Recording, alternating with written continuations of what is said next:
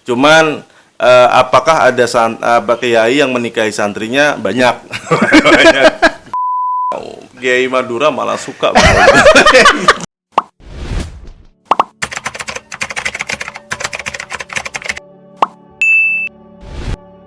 Selamat datang di Khodari Podcast Rakyat yang keren tentunya. Amin. Oke, saya panggilnya Pak Dokter ini. Janganlah. Mas saja. Mas saja atau Cak aja ya. Oke. Cak, oke. Oke, Cak Isan. Sekarang itu lagi ramai kasus-kasus pelecehan seksual tentunya. Tentu itu ini kan seakan-akan image pesantren itu sudah ternodai dengan satu kasus seperti ini. Yang Cak Ihsan ketahui tentang kasus ini, menurut Cak Ihsan sebagai peneliti di dunia pesantren, ini bagaimana? Oke, terima kasih Mas Khodari. Jadi seperti ini. Yang pertama kita harus dudukkan dari beberapa hal terlebih dahulu. Yang pertama adalah bahwa kita harus mulai dari awal bahwa semua orang selain Nabi itu tidak ada yang maksum. Jadi semua manusia itu berpotensi untuk melakukan kesalahan. Itu harus diakui. Yang kedua adalah dalam konteks kasus ini, kasus yang di Bandung itu, dia memang yang kasus itu terjadi kepada para tanda kutip santri istilahnya di sebuah tempat di Bandung yang mana dia tempat itu menggunakan kata boarding school yang kemudian oleh media itu kemudian langsung diterjemahkan menjadi pesantren karena memang di pesantren sendiri seringkali menerjemahkan dirinya menjadi Islamic boarding school. Tapi pertanyaannya apakah benar jika pesantren itu adalah boarding school? Sepengalaman saya dan sepembacaan saya selama saya misalnya berada di sekolah berasrama di Kanada ataupun misalnya di Australia, saya menemukan bahwasannya boarding school itu bukan pesantren. Jadi sekolah berasrama itu lebih tepat mereka memang sekolah di sekolah.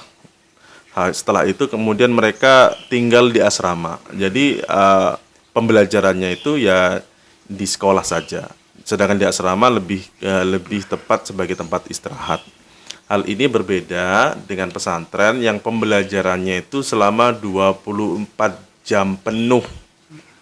Kita sholat subuh aja sampai diurusi jam 4 itu, jam 4 pagi itu kita diurusi loh.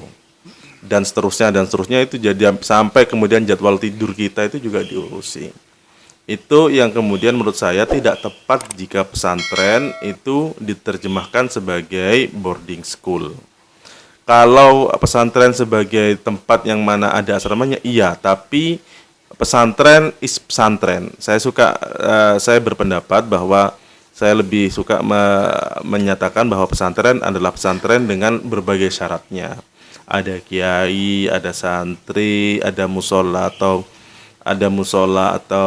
masjid, kemudian ada pengajian kitab kuning. Misalnya seperti itu. Lah, dengan seperti itu, maka dalam konteks ini memang di tempat yang terjadi itu tidak memenuhi syarat dan syarat rukunnya untuk menjadi sebuah pesantren. Jadi seperti itu. Cuman memang kebetulan pelaku ini dia juga ada pesantren yang di Bandung. Lah kemudian yang pertama ini yang di mana kasus itu terjadi, dia memang tidak ada izin dari kementerian. Terus di pesantren ya di tempat yang lain yang dia juga aktif itu memang dia pemimpin di pesantren itu memang ada izin yang kemudian langsung dicabut oleh dirjen seperti itu. Oke. Dalam kasus ini misalnya, tentu ini kan sudah ada perizinan Tapi boarding school dan pesantren ini pasti justru yang berbeda perizinannya. Enggak ada. Yang di boarding school yang terjadi itu nggak ada izin. Dia nggak ada izin. Cuman kan begini, yang menjadi pertanyaan itu adalah apakah semua, jadi begini, salah satu hak warga negara itu kan berkumpul, berserikat. Lah, kalau cuman untuk berkumpul kan memang sebenarnya mereka punya hak ya. Sama seperti berserikat kita ikut organisasi apa, itu juga punya hak. Nah, dalam konteks ini pertanyaannya jika tidak ada izin, apakah otomatis seseorang itu tidak boleh kemudian mendirikan lembaga yang tidak ada dalam aturannya misalnya, atau intinya kalau nggak ada aturannya boleh nggak kita melakukan hal itu atau menunggu aturannya, atau misalnya ya karena ini hak warga negara maka sebenarnya dia sah-sah saja gitu kan, seperti itu. Tapi kemudian apa peran negara di sini, kehadiran negara misalnya dalam hal pengawasan dan lain sebagainya. Maka menurut saya perlu ada setidaknya dua upaya. Yang pertama adalah preventif dan yang kedua adalah kuratif. Yang dilakukan oleh pemerintah sekarang itu kan kuratif dengan cara misalnya mengkonsel para korban dan memulangkan para santri seluruhnya ke rumah-rumah asal mereka, kan seperti itu. Nah, cuman memang perlu upaya preventif menurut saya ke depannya. Oke, ketika pendidikan di dunia pesantren, justru kan pendidikan sekarang itu adalah pesantren tradisional atau pendidikan secara tradisional. Bolehkah ketika pesantren itu menyiapkan boarding school? Jadi ada pesantren plus boarding school. Wait a moment. Jadi seperti ini, perlu diketahui, jadi gini, tidak semua boarding school itu adalah pesantren. Tapi memang pesantren, apakah dia sekolah berasrama, kita terjemahkan aja dalam bahasa Indonesia, apakah dia bersekolah berasrama? Iya. Tapi dia melebihi dari sekolah berasrama itu. Yang itu khas pesantren. Jadi saya tidak sepakat jika dicampur adukan istilah ini. Gitu. Apakah pesantren sekolah yang berasrama? Iya. Tapi pertanyaannya apa? Apakah semua pesantren itu punya sekolah? Tidak. Tidak semua pesantren itu punya sekolah. Bahkan aja cuma ngaji saja selama sehari penuh, misalnya semalam ngaji saja, ngaji kitab kuning, ngaji Quran dan seterusnya. Jadi tidak semua, saya perlu tegaskan, tidak semua pesantren itu punya sekolah. Kalau di undang-undang pesantren yang baru itu kan pesantren itu ada yang model misalnya sebuah lembaga yang kemudian dia sebuah lembaga yang kemudian dia mengelola lembaga sekolah, lembaga pendidikan. Ada yang kemudian dia yang mengadakan sistem klasikal pengajian kitab kuning atau kuliatul muallimin muallimat itu, atau ada yang memang sistemnya mengaji. Itu ada di pasal 5 ayat poin A, B dan C itu ada terlihat. Walaupun poin C ini perlu diterjemahkan. Jadi seperti itu. Oke. Dalam penelitian bukunya Cak Ihsan sendiri, pesantren, kiai dan kitab kuning. Pernah menemukan satu misalnya ada seorang kiai menikah dengan santrinya misalnya. Ini sebenarnya itu bukan fokus saya, bukan fokus saya di buku saya tersebut. Cuman apakah ada kiai yang menikahi santrinya? Banyak. Banyak. Jadi seperti itu. Dulu bahkan ada kecenderungan bahwa para santri itu senang jika dinikahi kiainya, walaupun jarak umur mereka itu terpaut jauh misalnya, karena akan ada lompatan sosial misalnya, kan seperti itu. Kan seperti yang kita ketahui bahwa menjadi kiai atau bunyai itu kan menjadi kelompok elit ya di kalangan kaum santri, kira-kira begitu. Kelompok elitnya ya istilahnya ya menjadi santri ataupun bunyai itu kan. Jadi itu menarik lah mungkin bagi sebagian orang. Apalagi dulu misalnya penghormatan orang terhadap kiai dan bunyai itu sangat besar. Cuman semakin sekarang semakin modern seorang, jadi secara ekonomi mereka semakin mapan, secara pendidikan semakin mapan, mungkin ketertarikan itu tidak sama seperti dulu. Itu misalnya saya pernah menulis monogami di kalangan para kiai misalnya, bahwa sekarang agak ada perbedaan fenomena di mana kalau para kiai dulu itu suka melakukan poligami, sekarang kecenderungannya itu para kiai justru melakukan monogami. Jadi seperti itu. Ya salah satu alasannya ternyata saya temukan kalau dulu itu memang itu untuk dilakukan oleh masyarakat karena untuk lompatan sosial ya. Itu terjadi di masyarakat tradisional yang secara ekonomi lemah dan secara pendidikan juga lemah. Tapi kenapa sekarang justru trennya para kiai itu melakukan monogami? Ya karena sekarang masyarakat itu sudah secara ekonomi semakin kuat dan secara pendidikan juga semakin tinggi. Jadi banyak yang menolak lah terhadap perlakuan poligami itu jika terjadi pada diri mereka. Oke. Itu. Oke. Ada pengaruh atau dampak ketika seorang kiai itu berpoligami, terus kemudian menikahi santrinya misalnya? Pengaruh dalam arti? Dalam arti ke masyarakat. Oh, biasanya kan kalau saya ini orang Madura ya. Kalau orang Madura itu apalagi poligami itu, kiai itu poligami, ngapain kita harus ikuti kan begitu? Oh, enggak. Kiai Madura malah suka. Ini pembahasan sensitif. Iya. Habis ini nggak boleh masuk pesantren saya.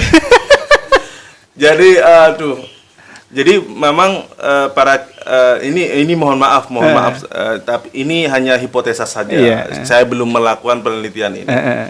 Jadi memang ada kecenderungan para kiai di Jawa itu jadi kalau antara 1 sampai 10, maka jika ditanyakan apakah Anda akan berpoligami, jika antara 10 itu sangat sepakat, 1, 0 itu tidak, maka mereka mungkin ada di angka 4 atau 3. Jadi intinya lebih sepakat monogami. Tapi kalau Kiai Madura itu kecenderungannya ada di 7. 7 atau 8. Jadi seperti itu. Tapi itulah karena pertanyaannya, tapi ini mohon maaf ini terjawab misalnya kenapa di Madura para kiai-kiai lebih cenderung berpoligami dibanding kiai-kiai di Jawa Timur yang lain. Ini ternyata tidak terlepas dari temuan riset saya misalnya bersama tim yang kemudian itu juga bisa di cross check di data BPS misalnya bahwa IPM di Madura itu rendah dan seterusnya misalnya. Jadi di penelitian kami misalnya 3 kabupaten di Madura itu menjadi urutan paling buncit dari seluruh kabupaten kota di Indonesia. Di Jawa Timur. Jadi yang paling buncit itu adalah Sampang, Bangkalan sama Sumeneb. Pamekasan lebih baik sedikit tapi dia masih ada di low level juga. Masih sama lah dengan 3 kabupaten yang lain. Yang intinya mereka memang secara ekonomi lemah, secara pendidikan lemah, sehingga ya terjadi kejadian poligami itu relatif lebih tinggi di sana dibanding misalnya di Jombang, di Kediri ataupun di daerah Mataraman yang lain. Jadi seperti itu. Oke, dengan kasus seperti ini, apa yang dilakukan Cak Ihsan ketika kasus-kasus maraknya seperti ini tentang kekerasan seksual di dunia pesantren? Ada tip atau cara mengendalikan di pesantren? Oke. Yang pertama seperti ini ya, balik lagi ke awal itu bahwa semua manusia berpotensi melakukan kesalahan.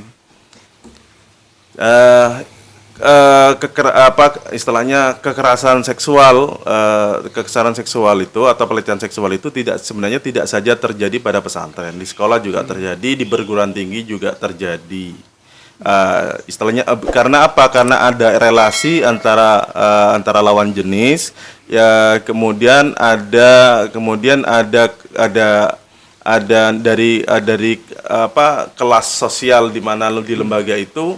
Kemudian dari top down ya, kemudian sehingga rawan rentan terjadi yang kita sebut sebagai dalam teori sosial misalnya sebagai abuse of power, misalnya penyalahgunaan kekuasaan, kan seperti itu. Abuse of power, dan dalam konteks ini kiai memang kiai juga memiliki kekuasaan itu, sehingga maka menurut saya, tapi cuman begini, kalau pesantren itu mereka sebenarnya punya moral agama, ya, punya moral agama.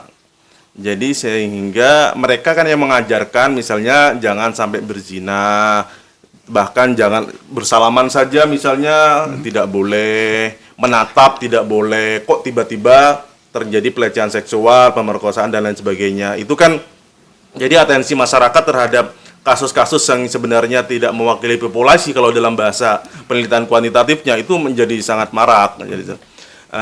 Nah, cuman memang kita harus melindungi itu. Maksudnya apa? Maksudnya adalah apakah moral agama di pesantren-pesantren itu cukup?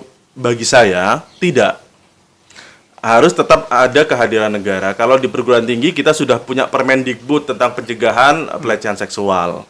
Seharusnya ini Gus Menteri, mohon maaf. Seharusnya perlu ada minimal peraturan Menteri Agama tentang pencegahan pelecehan seksual di pesantren.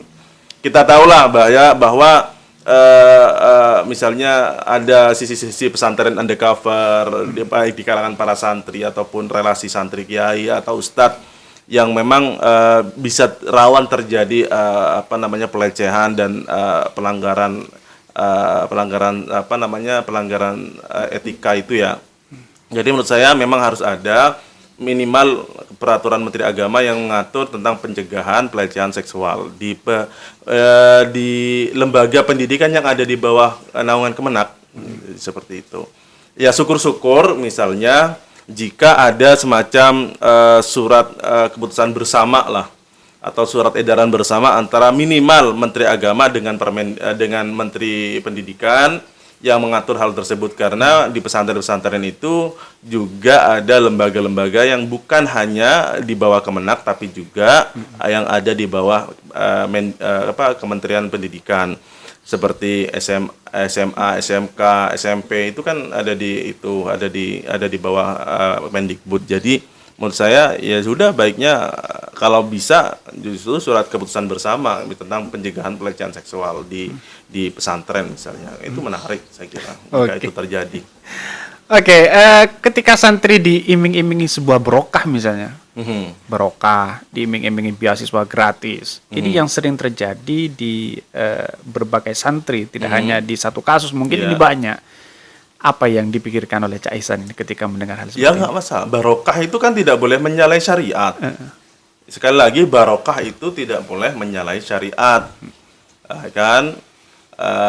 Jadi konsep barokah itu adalah keberkahan ya, atau ziyadatul khair kalau dalam bahasa Arabnya, bertambahnya kebaikan. Nah kalau misalnya menyalahi syariat ya bukan ziyadatul khair lagi kan seperti itu, tapi malah bertambahnya keburukan.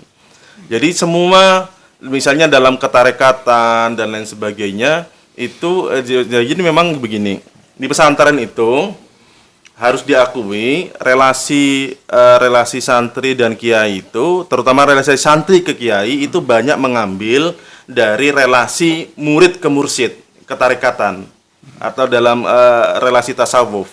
Jadi misalnya murid harus taat dan lain sebagainya, harus mencintai gurunya dan seterusnya.